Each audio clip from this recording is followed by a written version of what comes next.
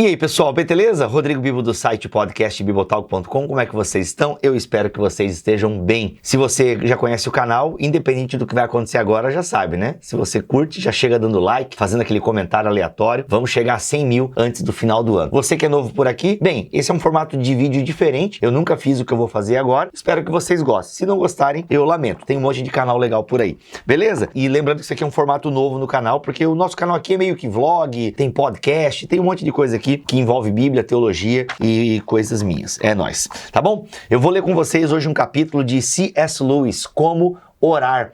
Essa aqui é uma coleção que a Thomas Nelson tem lançado, que são textos mais fáceis do Lewis. O Lewis não é um autor fácil de ler. Claro, se você é um cara muito inteligente ou uma moça muito inteligente, talvez tenha mais facilidade. Mas os cristãos médios têm dificuldades em ler Lewis. Cristianismo puro e simples, ele dá pra ler, mas tem hora que dá uma, né? Você tem que parar. Como todo livro, né? Mas o Lewis, você... Mano, que metáfora, uau! E aqui é uma coleção com textos um pouco mais fáceis de ler. Mas eu não escolhi esse livro porque ele é mais fácil de ler ou entender. Eu escolhi porque eu estou estudando o tema da oração e tem um texto aqui pequenininho do Lewis que cabe bem nesse vídeo que eu quero compartilhar com vocês, que é: por que fazer pedidos a Deus se Ele já sabe do que precisamos? Eu acho que o branco deu uma estourada, não deu para vocês lerem, né? Mas tá aqui. Enfim, ó, Como Orar, da Thomas Nelson Brasil. Na verdade é do C.S. Lewis, que comprou o C.S. Lewis. Não, vocês entenderam, né? É da Thomas Nelson. Vocês entenderam? Vamos para a leitura, galera? Vamos lá. Por que fazer pedidos a Deus se Ele já sabe do que precisamos? Deus no banco dos réus, do capítulo intitulado Trabalho e Oração. Mesmo que eu cedesse a sua opinião e admitisse que respostas de oração são em teoria possíveis, eu ainda acharia que elas são infinitamente improváveis. Eu não considero nada plausível a ideia de que Deus precisa do conselho desinformado e contraditório de seres humanos como nós para governar o mundo. Se Ele é absolutamente sábio, como vocês afirmam, por acaso não sabe o que é melhor? E, se Ele é totalmente bom, não o fará independente de orarmos? Esse é o argumento contra a oração que, nos últimos 100 anos, intimidou milhares de pessoas.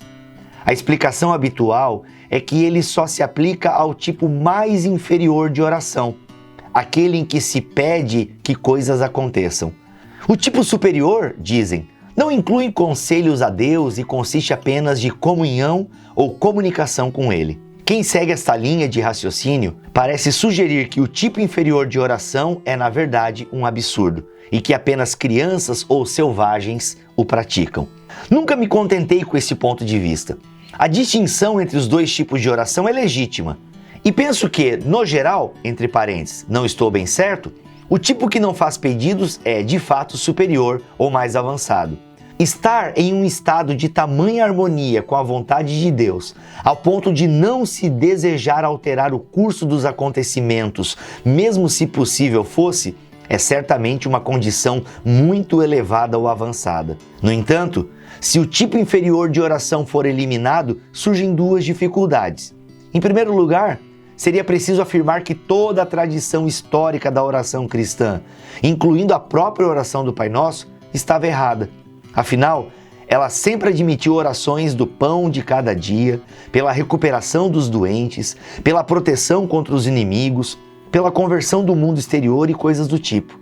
Em segundo lugar, embora o outro tipo de oração possa ser, entre aspas, superior, caso alguém se limite a ele por estar além do desejo de fazer qualquer outra forma de oração, nada há de especialmente elevado ou espiritual em se abster de orações que incluem pedidos simplesmente por não considerá-las boas.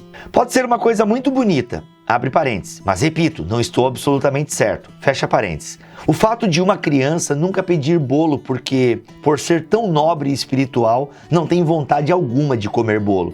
Porém, nada há de especialmente belo no fato de uma criança não pedir bolo por ter aprendido que não adianta fazê-lo. Creio que este assunto como um todo precise de reconsideração. O argumento contra a oração, abre parênteses, quero dizer, o tipo inferior ou antiquado, fecha parênteses, é este. Aquilo que pedimos ou é bom para nós mesmos e para o mundo em geral, ou não é. Se for, então um Deus bom e sábio o faria de qualquer maneira. Se não for, ele não o faria. Em nenhum dos casos, a oração faria diferença alguma. Mas, se esse argumento for sólido, sem dúvida, é um argumento não apenas contra a oração, mas contra a atitude de fazer qualquer outra coisa. Em cada ação, assim como em cada oração, estamos tentando atingir determinado resultado. E este resultado deve ser bom ou ruim. Por que, então, não usarmos o mesmo argumento dos oponentes da oração e dizemos que, se o resultado pretendido for bom, Deus o concretizará sem a nossa interferência e que, se for ruim, Ele o impedirá independentemente do que façamos? Por que lavar as mãos? Se Deus deseja que fiquem limpas, elas ficarão sem que a lavemos. Se não quiser, elas permanecerão sujas, e não importa a quantidade de sabão utilizada. Por que pedir sal? Por que calçar as botas? Por que fazer qualquer coisa? Sabemos que podemos agir e que nossas ações produzem resultados. Todo aquele que crê em Deus deve, portanto, admitir, abre parênteses, em um sentido totalmente à parte da questão da oração, fecha parênteses, que Deus não decidiu escrever toda a história de próprio punho. A maioria dos acontecimentos no universo está, de fato, fora do nosso controle, mas não todos. É como uma peça de teatro cujo cenário e cujas linhas gerais da trama são definidos pelo autor, mas certos detalhes são deixados à improvisação dos atores. Talvez seja um mistério a razão de ele nos ter permitido provocar acontecimentos, mas é igualmente extraordinário o fato de ele nos ter permitido provocá-los por meio da oração, mais do que qualquer outro método. Pascal diz que Deus instituiu a oração para conferir às suas criaturas a dignidade da causalidade. Talvez fosse mais exato dizer que ele inventou tanto a oração quanto a ação física para esse propósito. Ele conferiu a nós, pequenas criaturas, a dignidade de poder contribuir para o curso dos acontecimentos de duas maneiras diferentes. Ele criou a matéria do universo de modo a podermos, entre parênteses, dentro de seus limites, fazer coisas com ela. É por isso que podemos lavar as mãos e alimentar ou assassinar outras criaturas. Da mesma maneira, ele criou seu próprio plano ou enredo de história, de modo a admitir certo grau de folga, podendo ser modificado em resposta às nossas orações. Se pedir vitória em uma guerra for uma atitude tola e insolente, entre parênteses, com base no fato de que Deus conhece melhor a situação, seria igualmente absurdo e insolente vestir uma capa de chuva. Afinal, Deus não sabe melhor do que nós se devemos ficar secos ou molhados? Os dois métodos pelos quais podemos provocar acontecimentos são chamados de trabalho e oração. Ambos são semelhantes no sentido de que, por meio deles, nós tentamos produzir um estado de coisas que Deus não achou por bem proporcionar por, entre aspas, iniciativa própria. E a partir deste ponto de vista, o antigo ditado labore et labore, trabalho é oração, adquire um novo significado. O que fazemos quando capinamos um campo não é muito diferente do que fazemos quando oramos por uma boa colheita. Todavia, existe uma diferença importante entre as duas atitudes. Nós não podemos ter certeza de que a colheita será boa, independentemente do que fizermos com o campo. Porém, podemos ter certeza de que, se arrancarmos uma erva daninha, ela não estará mais ali. Podemos ter certeza de que, se bebermos mais do que determinada quantidade de álcool, arruinaremos nossa saúde e que, se continuarmos a desperdiçar os recursos do planeta com guerras e luxos por mais alguns séculos, encurtaremos a vida de toda a raça humana. O tipo de causalidade que exercemos por meio do trabalho é, por assim dizer, divinamente garantido e, portanto, implacável. Por meio dele, somos livres para fazer tanto mal a nós mesmos quanto quisermos. Contudo, o tipo de causalidade que exercemos mediante a oração não é assim. Deus deixou para si um poder arbitrário. Se ele não o tivesse feito, a oração seria uma atividade muito perigosa para o homem, e teríamos o terrível estado das coisas vislumbrado por Juvenal, entre aspas, enormes orações que o céu responde em ira. As orações nem sempre são, no sentido bruto factual da palavra, atendidas. O motivo não é porque a oração é um tipo mais fraco de causalidade, mas porque é um tipo mais forte. Quando ela funciona, por assim dizer, ela funciona de modo ilimitado no espaço e no tempo. É por isso que Deus reteve um poder arbitrário para atendê-la, ou para negá-la, Sem essa condição, a oração nos destruiria.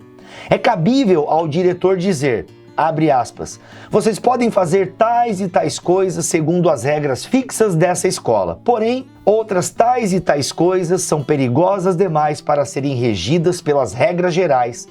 Caso queiram praticá-las, é preciso fazer uma solicitação e discutir o assunto comigo em meu escritório. Só então veremos o que será feito. Fecha aspas. E aí, gente, gostaram da leitura? Como orar? Esse capítulo do livro de C.S. Lewis. Cara, eu gostei demais desse capítulo. Por que fazer pedidos a Deus se Ele já sabe o que precisamos?